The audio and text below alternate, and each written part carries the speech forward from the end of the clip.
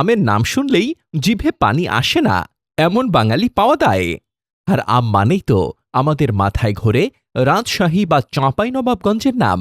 কিন্তু দাঁড়ান, উত্তরবঙ্গের এই একচ্ছত্র সাম্রাজ্যে এবার নাকি ভাগ বসিয়েছে অন্য এক জেলা।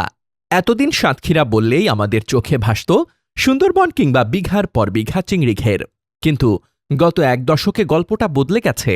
জ্যৈষ্ঠ মাস আসার আগেই এখন বাজার কাঁপাচ্ছে সাতক্ষীরার আম।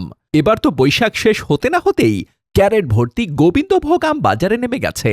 দামও খাসা, মন প্রতি মাত্র ১৯০০ থেকে ২৪০০ টাকা। এখন প্রশ্ন হলো, উত্তরবঙ্গের আম পাকতে যখন আরও সপ্তাহখানিক বাকি, তখন সাতক্ষীরার আম এত তাড়াহুড়ো করে পাকে কেন? ওনারা কি আম গাছে কোনো জাদু করেন?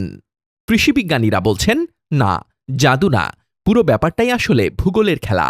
বিজ্ঞানের ভাষায় প্রতি ডিগ্রি অক্ষাংশ বাড়লে আম পাকার সময় ৩ দিন পিছিয়ে যায়। সাতক্ষীরা আছে সাগরের কোলে একটু নিচের দিকে, আর চাঁপাইনবাবগঞ্জ বেশ ওপরে। এই অক্ষাংশের ফারাক আর বেশি তাপমাত্রার কারণেই সাতক্ষীরার আম ১ থেকে ২ সপ্তাহ আগে পেকে রেডি হয়ে যায়। শুধু তাই নয়, এখানকার মাটিতে নাকি লবণও বেশি। এই লবণাক্ততা গাছের বয়স একটু কমিয়ে দেয়, ফলে ধান হোক বা আম সবকিছুই এখানে একটু আগে ভাগেই পেকে যায়। তবে আগে ভাগে বাজারে আম দেখলে আমাদের মনে একটা খটকা লাগে। কার্বাইড বা কেমিক্যাল মেশানো না তো? কিংবা স্বাদ কেমন হবে? কৃষি গবেষকরা কিন্তু অভয় দিচ্ছেন। ওনারা বলছেন এটা একদম প্রাকৃতিক। স্বাদের দিক থেকে রাজশাহী আর সাতক্ষীরার আমে ১৯-২০ ফারাক হতে পারে, কিন্তু সাতক্ষীরার আম কোনো অংশে কম নয়। বরং মাটিতে লবণের কারণে এখানকার হিমসাগর আমে মিষ্টির পরিমাণ নাকি একটু বেশি থাকে। এই স্বাদের জোরেই সাতক্ষীরার আম এখন আর শুধু দেশের বাজারে আটকে নেই।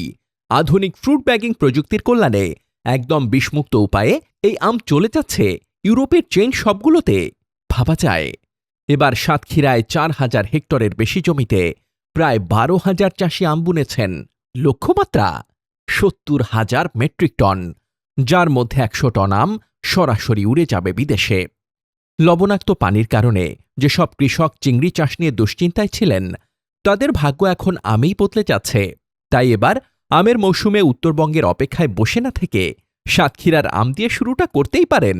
জ্যৈষ্ঠের আগেই মধুমাসের আমেজ, মন্দ কি?